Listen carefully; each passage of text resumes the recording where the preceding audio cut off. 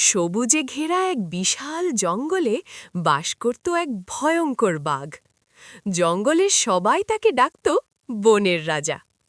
বাঘটি শক্তিশালী, দ্রুতগামী আর গর্জনে আকাশ কাঁপিয়ে দিতে পারত। তাই হরিণ, খরগোশ, বানর সবাই তাকে দূর থেকে দেখলেই পালিয়ে যেত। কিন্তু বাঘের একটা সমস্যা ছিল, সে খুব অহংকারী ছিল। সে ভাবত, আমার মতো শক্তিশালী কেউ নেই, এই বনে আমার সাহায্য ছাড়া কেউ বাঁচতেই পারবে না। সেই একই জঙ্গলের এক গাছের গোড়ায় থাকত ছোট্ট এক ইঁদুর। ইঁদুরটি ছিল খুব চঞ্চল, বুদ্ধিমান আর দয়ালু। সে সব প্রাণীর সঙ্গে বন্ধুত্ব করত। কারোর খাবার কম হলে ভাগ দিত, কারোর মন খারাপ হলে গল্প শুনিয়ে হাসাত। কিন্তু বড় প্রাণীরা তাকে খুব একটা গুরুত্ব দিত না, কারণ সে ছিল খুবই ছোট। একদিন দুপুরে বাঘটি শিকার করে পেট ভরে খেয়ে এক গাছের নিচে ঘুমিয়ে পড়ল। তার নাক ডাকার শব্দে গাছের পাখিরাও ভয় পেয়ে উড়ে গেল। সেই সময় ছোট্ট ইঁদুরটি খেলতে খেলতে বাঘের লেজের উপর উঠে পড়ল। তারপর দৌড়াতে দৌড়াতে কখন যে বাঘের পিঠে উঠে গেছে সে নিজেও বুঝতে পারেনি। হঠাৎ বাঘের ঘুম ভেঙে গেল। সে গর্জে উঠল, কে সাহস করল আমার গায়ে ওঠার?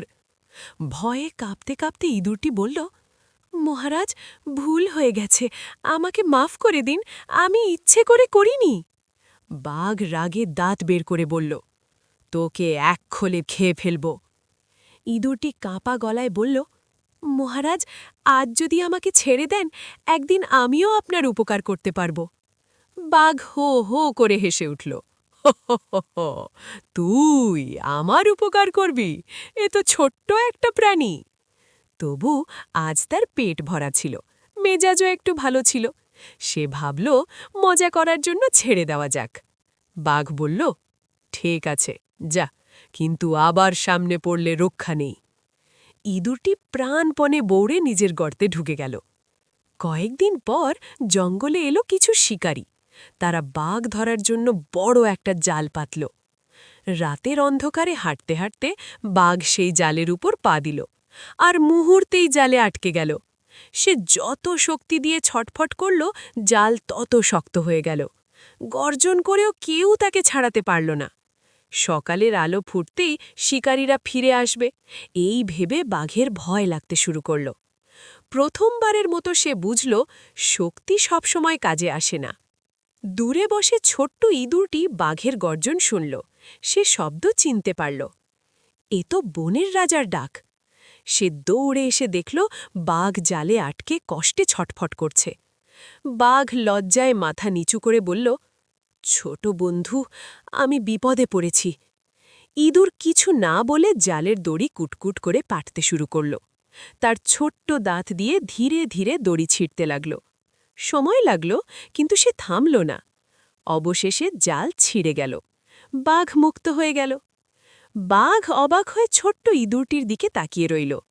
তার চোখে আর অহংকার নেই, আছে কৃতজ্ঞতা। সে নরম গলায় বলল, আজ আমি বুঝলাম, ছোট বলে কাউকে অবহেলা করা উচিত নয়। তুই সত্যিই আমার প্রাণ বাঁচিয়েছিস। ইঁদুর হেসে বলল, বন্ধু হলে বড় ছোট বলে কিছু থাকে না। সেদিন থেকে বাঘ বদলে গেল। সে আর অহংকার করত না, জঙ্গলের সব প্রাণীর খোঁজ রাখত, কাউকে কষ্ট দিত না। আর ছোট্ট ইঁদুর, সে হয়ে গেল বনের সবার প্রিয় বন্ধু। বাঘ ঘোষণা করল, আজ থেকে এই বনে কেউ কাউকে ছোট ভাববে না, সবাই একে অপরকে সাহায্য করবে। সব প্রাণী আনন্দে চিৎকার করে উঠল। জঙ্গল ভরে গেল হাসিতে। পাখিরা গান গাইল, বানররা লাফালাফি করল, হরিণেরা নাচল, আর বাঘ আর ইঁদুর দুজন পাশাপাশি দাঁড়িয়ে সূর্যাস্ত দেখল।